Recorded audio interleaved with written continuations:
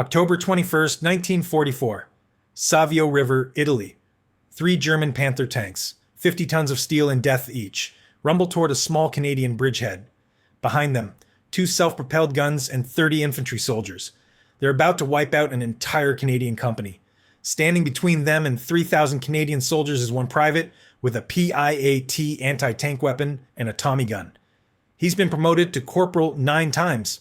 He's been demoted back to private 9 times. He doesn't take orders well. He drinks too much. He gets in fights. His officers consider him a troublemaker. But when the tanks come, this insubordinate private is going to do something so audacious that King George VI will personally pin the Victoria Cross on his chest. And then, after the war, he's going to spend the rest of his life trying to avoid the spotlight. This is the story of Smokey Smith. Welcome. Today's story is about a man who didn't want to be a hero, didn't like medals, didn't enjoy ceremonies, and spent his entire life insisting he was just doing his job. Ernest Smokey Smith was the only Canadian private to receive the Victoria Cross in World War II, and by the time he died in 2005, he was Canada's last living Victoria Cross recipient. If stories about real heroes, not the Hollywood kind, but the kind who curse and drink and fight and don't want your admiration, interest you, then subscribe. We're telling the stories they don't make movies about. Hit that button. Ernest Alvia Smith was born on May 3rd, 1914, in New Westminster, British Columbia. He came of age during the Great Depression, and like millions of others, he struggled to find steady work. He wasn't a model citizen. He wasn't a Boy Scout. He was rough around the edges, quick with his fists, and even quicker with his mouth. When the war began in 1939, Smokey was 25 years old and looking for adventure. First, I tried the Air Force, he recalls. They accepted me but said I had to wait 6 months. I said, the damn war will be over in 6 months. I thought the Seaforths were going somewhere, so I joined them and was on my way within a week. I thought the war would be over in 3 months and I'd see Europe without paying for it. 6 years later, I was still seeing Europe. On March 5th, 1940, Ernest Smith joined the Canadian Seaforth Highlanders. He began basic training at the Royal Canadian Regiment in Toronto, then completed his training at Camp Borden, and left from Halifax to join the war in Europe. Smokey was a problem for his officers from the start. Years later, he admitted, I didn't listen to orders. I didn't believe in them. I met some good soldiers, but some were shitty people. As a result of this attitude, he was promoted to corporal, then demoted to private 9 times. 9 times. That might be a record. But here's the thing about Smokey Smith. When the bullets started flying, when the tanks were rolling, when his comrades needed him, he was absolutely fearless and completely focused. He didn't respect rank, but he respected his fellow soldiers. He didn't care about glory, but he cared about keeping his brothers alive. In July 1943, Smokey Smith saw combat for the first time. On July 10th, he was part of the 1st Canadian Infantry Division landing in Sicily during Operation Husky, the first successful Allied amphibious landing of World War II.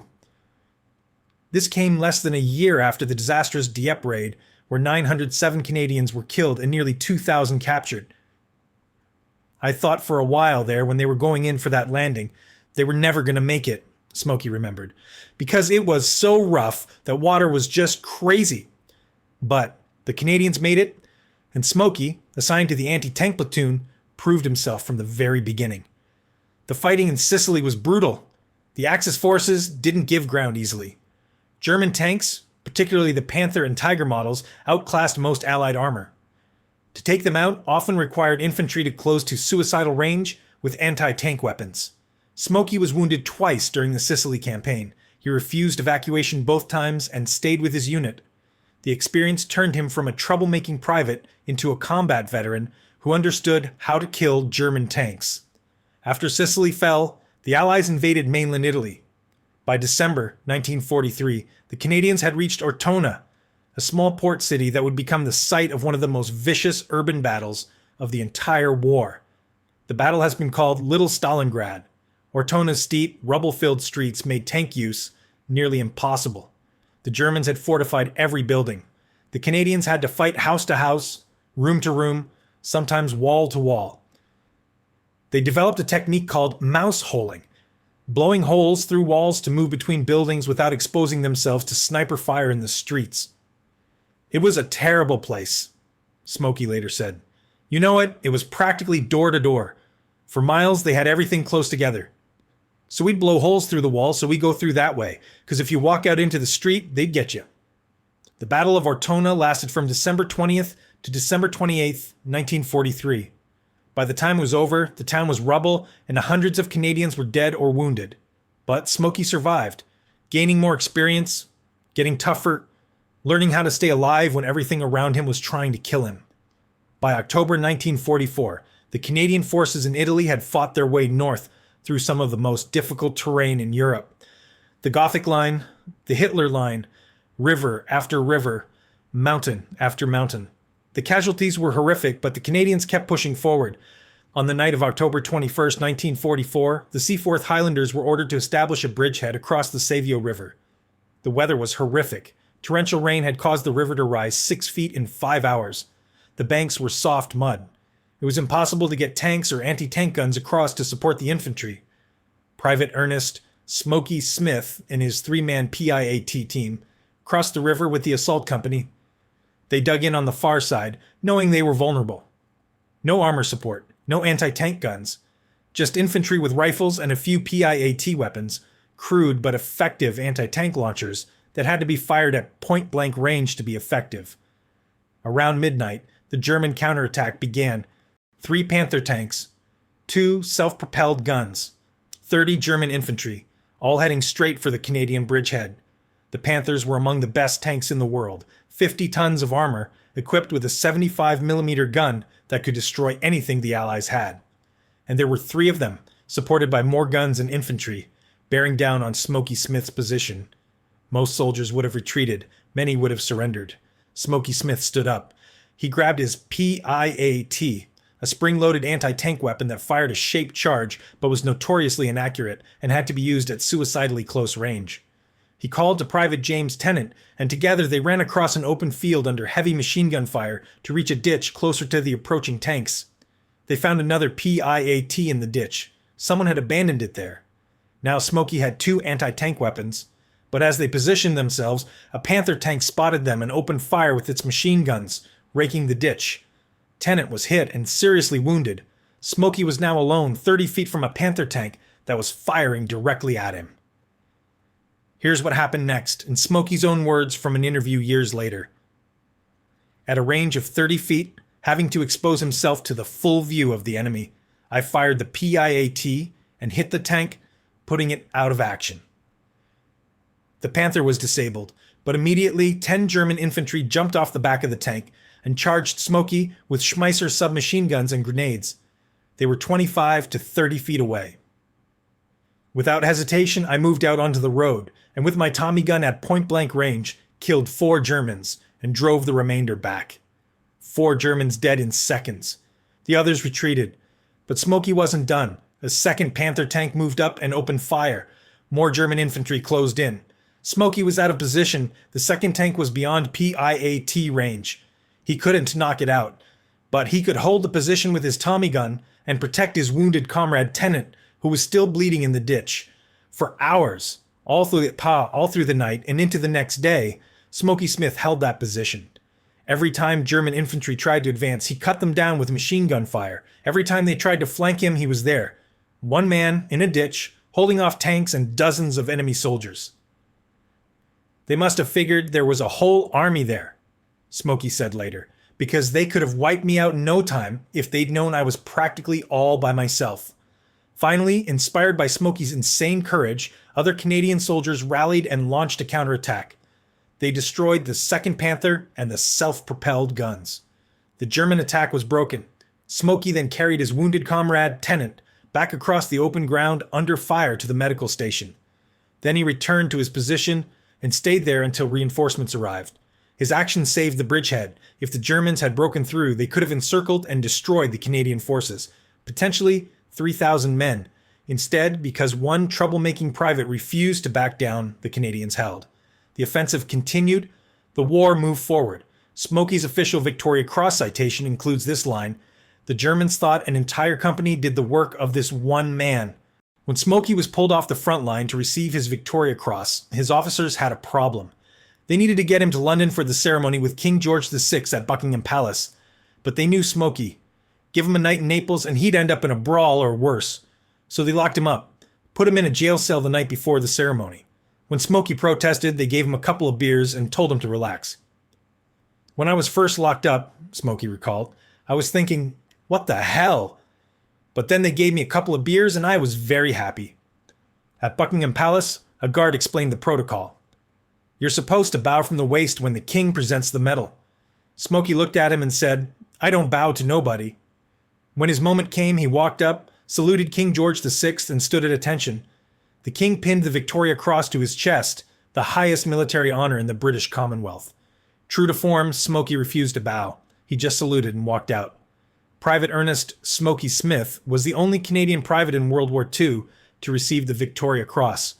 After the ceremony, he was promoted to sergeant, not because of his attitude change, but because the Canadian Army couldn't have their newest Victoria Cross recipient remain a private. After the war ended in 1945, Smokey returned to New Westminster, British Columbia, to a hero's welcome.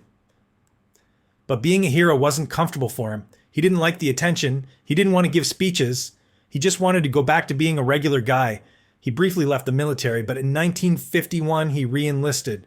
He was devastated to miss the Korean War. He actually wanted to go fight again. He served until his retirement in 1964, eventually working as a recruiting sergeant in Vancouver. But here's what made Smokey different from so many other decorated veterans. He never used his Victoria Cross for personal gain. He never wrote a memoir trying to profit from his story. He never went on speaking tours unless they were to help other veterans. He donated his Victoria Cross and medals to the Seaforth Highlanders Museum, saying they belonged to the regiment, not to him.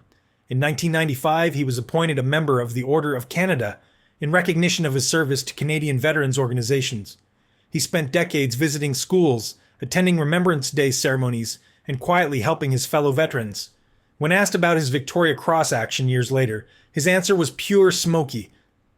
I just knew we were going into action. I didn't know what it was. I was with my crew, guys that I could trust, and we took up our positions and stayed there, all night and all day, killing Germans and knocking off tanks. Fun and games, fun and games. That's how he described holding off 3 Panther tanks. By the year 2000, Ernest Smokey Smith had become the last living Canadian recipient of the Victoria Cross. As the number of World War II veterans dwindled, Smokey found himself representing an entire generation. He attended the consecration ceremony for Canada's Tomb of the Unknown Soldier in May 2000. He met Queen Elizabeth II during her visit to Canada. He was on hand to unveil a Canadian postage stamp featuring the Victoria Cross in 2004. But Smokey never changed. He remained blunt, honest, and uncomfortable with praise. When asked if he felt his actions deserved the Victoria Cross, he gave a typically Smokey answer.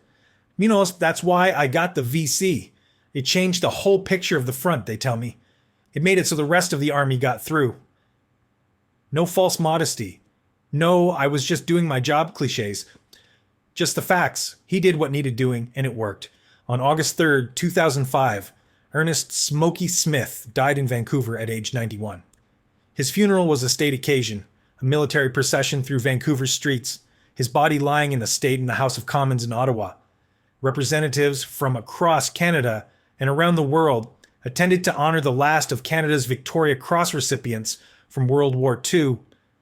His ashes were scattered in the Strait of Georgia, the waters he'd known as a boy growing up in British Columbia. No monument, no grave marker demanding attention, just home, where he'd always wanted to be. There's a Smokey Smith place in Saanich, British Columbia, Ernest Smith Park in Ottawa. His uniforms are in museums. His medals are with the Seaforth Highlanders. But the best memorial to Smokey Smith isn't a statue or a street name. It's the story itself. The story of a troublemaker who became a hero. The story of a man who was promoted and demoted 9 times, but who, when it mattered most, stood his ground against impossible odds. The story of a private who didn't bow to kings, but who would die to protect his brothers. Smokey Smith represents something we've lost in our modern age: authenticity. He didn't pretend to be something he wasn't. He didn't clean up his language or his attitude for public consumption. He was rough, profane, difficult, and absolutely real.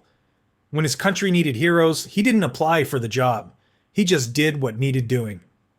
People who surrender, they're cowards. Smokey once said, when asked why he didn't become a POW when surrounded. That was his code. You don't quit. You don't back down. You stand and fight even when the odds are impossible. 3 Panther tanks, 2 self-propelled guns, 30 German infantry, 1 Canadian private with a PIAT and a Tommy gun. The Germans retreated. Smokey held. 3,000 Canadian lives were saved because one ornery, insubordinate, chain-smoking private refused to bow. To kings, to officers, or to German tanks. Subscribe to this channel if you want more stories about real heroes, not the sanitized Hollywood version. Share this with someone who needs to understand that heroes aren't perfect. They're just people who refuse to quit when quitting would be easier. Ernest Smokey Smith. Victoria Cross. 9 promotions, 9 demotions. One hell of a soldier.